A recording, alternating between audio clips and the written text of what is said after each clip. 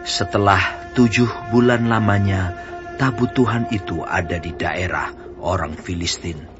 Maka orang Filistin itu memanggil para imam dan para petenung, lalu berkata kepada mereka, "Apakah yang harus kami lakukan dengan tabut Tuhan itu?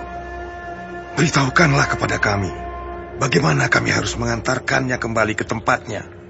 Lalu kata mereka, "Apabila kamu mengantarkan tabut Allah Israel itu, maka janganlah kamu mengantarkannya dengan tangan hampa, melainkan haruslah kamu membayar tebusan salah kepadanya. Maka kamu akan menjadi sembuh, dan kamu akan mengetahui mengapa tangannya tidak undur daripadamu." Sesudah itu bertanyalah mereka, "Apakah tebusan salah yang harus kami bayar kepadanya?"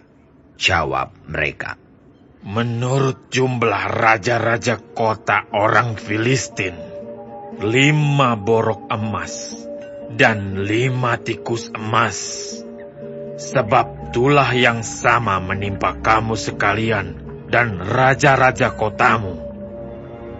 Jadi, buatlah gambar borok-borokmu dan gambar tikus yang merusak tanahmu, dan sampaikanlah hormatmu kepada Allah Israel. Mungkin ia akan mengangkat daripadamu, daripada Allahmu dan daripada tanahmu, tangannya yang menekan dengan berat.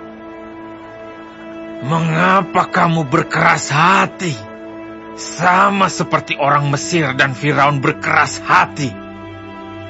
Bukankah mereka membiarkan bangsa itu pergi ketika ia mempermain-mainkan mereka? Oleh sebab itu, ambillah dan siapkanlah sebuah kereta baru dengan 2 ekor lembu yang menyusui, yang belum pernah kena kuk. Pasanglah kedua lembu itu pada kereta, tetapi bawalah anak-anaknya kembali ke rumah, supaya jangan mengikutinya lagi.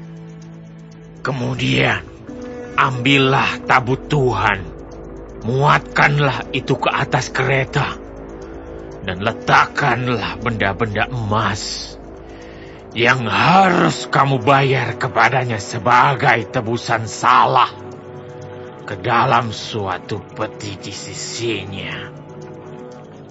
Dan biarkanlah tabut itu pergi.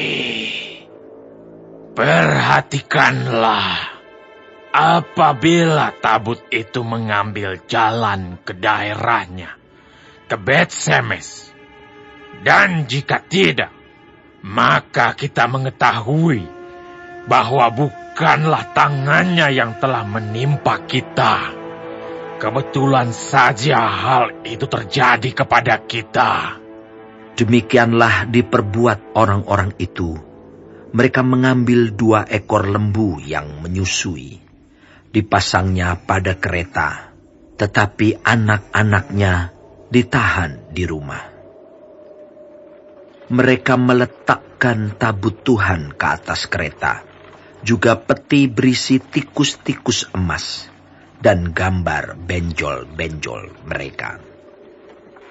Lembu-lembu itu langsung mengikuti jalan yang ke Bet-Semes, melalui satu jalan raya, sambil menguak dengan tidak menyimpang ke kanan atau ke kiri, sedang raja-raja kota orang Filistin itu berjalan di belakangnya, sampai ke daerah Bet-Semes.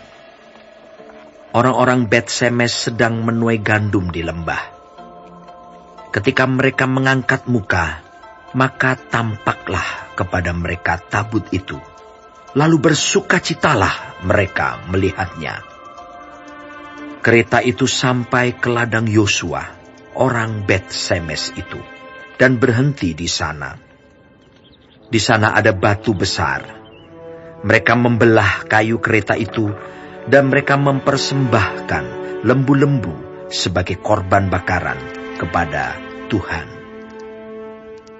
Orang-orang suku Lewi menurunkan tabut Tuhan dengan peti yang ada di sebelahnya, yang di dalamnya ada benda-benda emas itu, lalu menaruhnya di atas batu besar itu.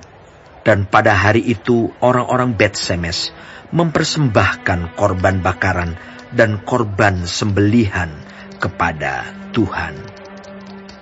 Ketika kelima raja kota orang Filistin melihat hal itu, pulanglah mereka ke Ekron pada hari itu juga.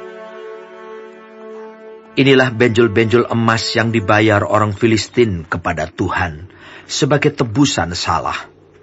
Dari Asdod 1, dari Gaza 1, dari Askelon 1, dari Gad 1, dari Ekron 1. Lagi tikus-tikus emas menurut jumlah segala kota orang Filistin kepunyaan kelima raja kota itu, baik kota-kota yang berkubu maupun dusun-dusun sekitarnya, dan batu besar yang di atasnya diletakkan mereka tabut Tuhan di ladang Yosua, orang Bet-Semes itu, adalah saksi sampai hari ini. Dan ia membunuh beberapa orang Bet-Semes. Karena mereka melihat ke dalam tabut Tuhan, ia membunuh 70 orang dari rakyat itu. Rakyat itu berkabung karena Tuhan telah menghajar mereka dengan dahsyatnya. Dan orang-orang Bet-Semes berkata, "Siapakah yang tahan berdiri di hadapan Tuhan, Allah yang kudus ini? Kepada siapakah ia akan berangkat meninggalkan kita?" Lalu mereka mengirim utusan kepada penduduk Kiryat Yearim dengan pesan, "Orang Filistin telah mengembalikan tabut Tuhan. Datanglah dan angkutlah itu kepadamu."